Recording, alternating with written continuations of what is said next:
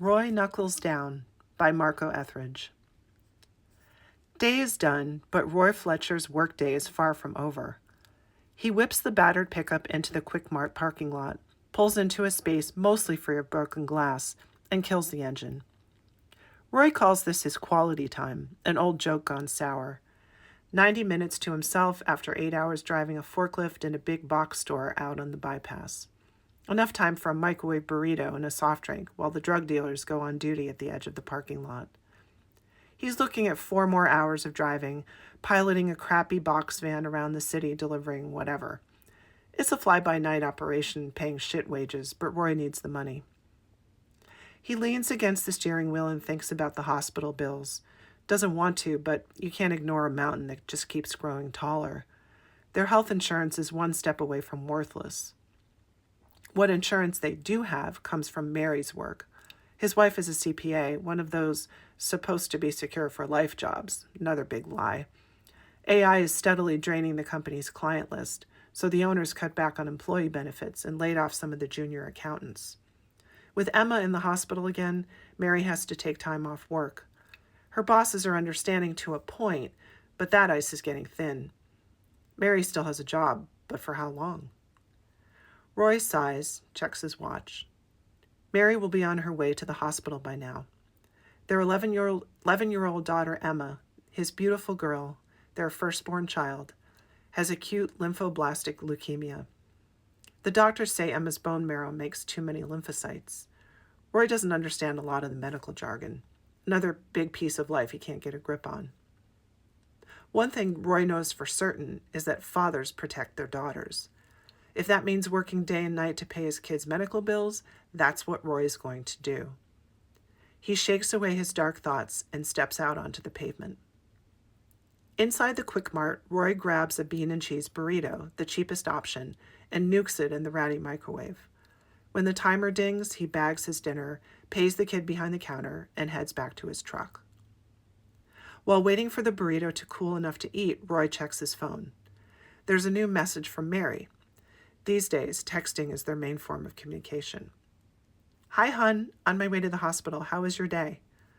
Okay, nothing special. How's Emma? Is John with you? E is good, considering. Hoping the docs will let her come home tomorrow. John is at the neighbors. Homework and a play date with Nathan. That's great. Give Emma a big hug for me. Will do. Eat something healthy for dinner, Kay?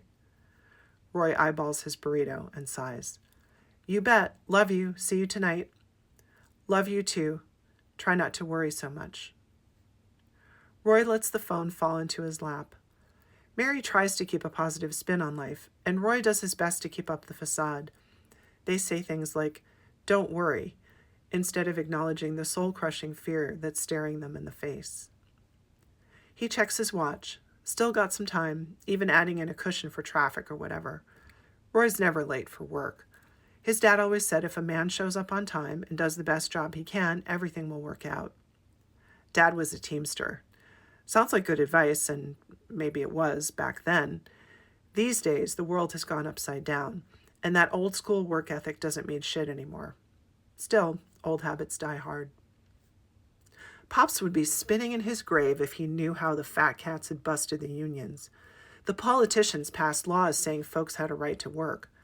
Rich employers jumped on that gravy train right quick, said they had to stay competitive. That meant lower wages, an end to pension plans, chopping health insurance. That was a good trick, throwing the out-of-pocket costs onto the workers. And when it comes to a little girl with cancer, that out-of-pocket is a chasm with no bottom to it.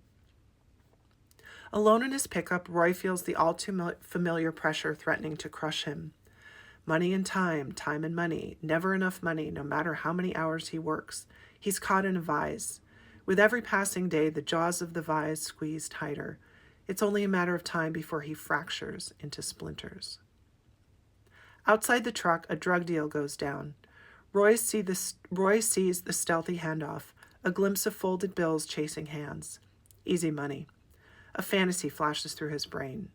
Sure, rob one of the dealers. No one would care, not even the cops. Public service almost. You could do it. But no. Roy was raised to follow the rules. The old man had taught him, play it straight, and that's what he's always done. but now the rules have changed. He wishes Pops were still alive to help him make sense of this madness. What would the old man say? A real man takes care of his family, son, no matter what. Don't ever forget that. Don't never let your kids be seen with holes in their shoes or their asses hanging out of their jeans. Pops had walked his talk.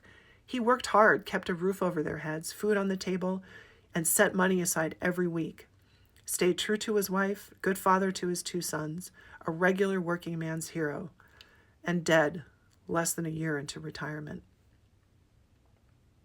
Roy pushes the past aside, reaches for the ignition, turns the key. The pickup fires on the first go. The truck is old, but Roy keeps it tip-top. 15 minutes later, Roy pulls the pickup onto a gravel strip beside a rundown cinder block warehouse. One look is enough to tell him something is wrong. There should be more vehicles. The only other rig is the boss's fancy 4-wheel drive. This is not good. He needs this shift. Inside the warehouse, Roy finds Jerry, the boss, behind a steel desk in the loading area. All the roll-up doors are down. Jerry's on the phone, and he doesn't look happy. He waves for Roy to wait. Half a conversation echoes off the gray block walls. Yeah, I understand, but look, you owe me. I gotta have the vans up and running by tomorrow night. Jerry frowns at what he's hearing, shaking his head like a jowly bulldog. I don't give a shit about that. Just have them damn things here by tomorrow by noon, you hear me? Slams down the receiver and looks up at Roy. Hey, Roy, no work tonight. Some assholes swiped the cat converters, all 8 of them. The vans are down till tomorrow. I tried calling you, but your number was no good. Roy bites off the words before they spring out of his mouth. Jerry didn't call. He just forgot. Lots of what Jerry says is not completely true. Doesn't matter if you're the boss. He sticks with a safe reply, trying to keep the desperation out of his voice. They stole the cat converters? All of them? Jerry shrugs, leans back in his chair. Fucking tweakers. They steal them, sell them for dope money, then I gotta buy the damn things back off the black market. Roy doesn't want to beg, but he's not ready to give up. Yeah, that sucks. The thing is, I really need a shift. I'm trying to dig myself out of a hole. Roy nods, waves a pudgy hand. Have a seat. Roy sits, wondering, where is this going? Some of the guys told me about your situation. That's a hard deal, kid being sick. But this thing with the vans, it's out of my hands. You understand, right? What else is there to say? Roy nods, starts to push himself out of the chair. Jerry holds up his hands.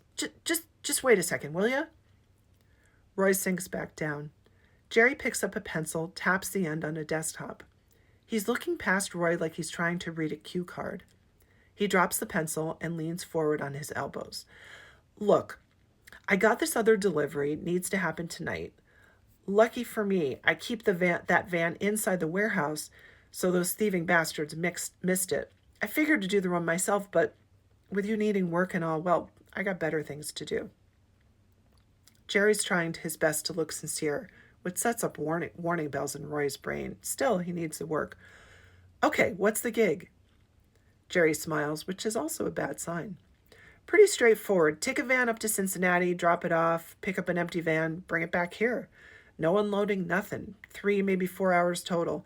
Strictly under the table. 500 cash, 2 now, 3 when you get back with the other van. Cincinnati?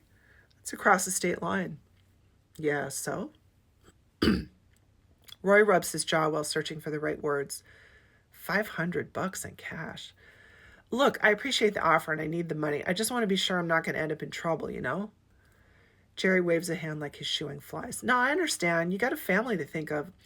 I ain't going to lie. The thing is, it's a bit of a tax dodge, if you know what I mean. But no dope, no dead bodies, none of that shit. You drive to the yard in Cincy, hand over the keys, grab the other van, bring it back here. The less you know, the better. That's the deal. I got nothing else. A short film runs through Roy's head. He arrives home having earned nothing but wasted time, precious hours he might have spent at his daughter's bedside. Mary does her best to ease his pain and frustration. It's just one shift, hon. Don't let it get you down. We'll get by. Then another scenario. Roy walks into the kitchen, plunks 500 cash onto the table. The look on Mary's face. No need to spin that. Time snaps back. Jerry's staring at him behind the desk. Words leap into Roy's mouth. Show me the 200. Jerry smiles and slaps the desktop. Attaboy. He shifts in his chair and reaches for his fat wallet. 10 miles out of town, Roy settles into the far right lane on the interstate, taking his place in the line of 18-wheelers heading north. The van is an inconspicuous white, not a vehicle to attract attention. Headlights, brake lights, turn signals, everything's working. Roy knows because he checked everything twice before pulling out of the yard. 75 miles to go. $200 already in his pocket and the promise of 300 more. An easy run, except nothing about this feels easy. His guts are twisted up on him. He tries to blame it on the microwave burrito. His guts might believe that, but his brain isn't buying it. Nothing bad is going to happen, right? You think Mary's not going to wonder where $500 came from? That's why you didn't text her, even though you always check in. Your kid's in the hospital and you shut off your phone. What the hell are you doing? Roy grits his teeth, checks his speed, pushes away the brain chatter. I'm doing what I need to do. A real man takes care of his family no matter what. Somehow, Roy manages the next 60 miles as the night falls. He concentrates on the taillights ahead of him, watches his speed, and ignores every exit ramp. He's too far in to back out now. The steering wheel is slick under his hands. He wipes one sweaty palm on his jeans and then the other. Hold it together, man. Just a few more miles, you're across the river. Switch vans, just like Jerry said. Drive back, speed limit all the way, nothing to it. Roy hears the lies in his head, hates that he's lying to himself, but he's tangled in a web and can't get free. The Ohio River's coming up fast. Lies or not, Roy realizes that if he drives over that bridge, he's crossing his own Rubicon. This side of the river is a man who does the right thing no matter what. On the far side is a man who ignores wrong and right and grabs onto need. The stark clarity of choice slaps him in the face. An interstate sign looms out of the darkness, West 5th Street, the last exit before the river, before the state line. Something clicks in his brain. His body shifts into autopilot. Heart pounding, Roy's fingers flip the turn signal. His eyes check his mirrors. The steering wheel eases right, and the van follows, exiting the interstate. Roy comes to his senses at the end of the off-ramp. He turns right, then pulls into the first strip mall on the right, idles to an empty corner of the vast parking lot, and kills the engine. His hands fall to his lap. He stares out the windshield. 5 minutes pass, maybe more. He sits without moving, lets the lies fall away until he can see them clearly, and kick them on their way. Yeah, he's made a mistake, a big one, but not as big as it could have been. Now he's got to make it right. Roy pulls out his phone and thumbs it to life. A few seconds pass as the screen lights up. Then he sees a text from Mary. Hi, hon. Home from the hospital. John and Emma say hi. Really good chance Emma will come home tomorrow. Hope you're not working too hard. We love you. Be safe. Hurry home. He can't bring himself to answer the text. Not now, not here. It's enough to have the message, just to be able to read the words. He slips the phone into his shirt pocket and reaches for the ignition. An hour later, Roy pulls up in front of the locked gate outside the yard. He grabs his phone and texts Jerry to open the gate. A minute later, an entry door opens on the loading dock. A silhouette appears in the rectangle of light. Then Jerry the boss is lumbering down the concrete steps to the gravel lot, moving fast for a big man.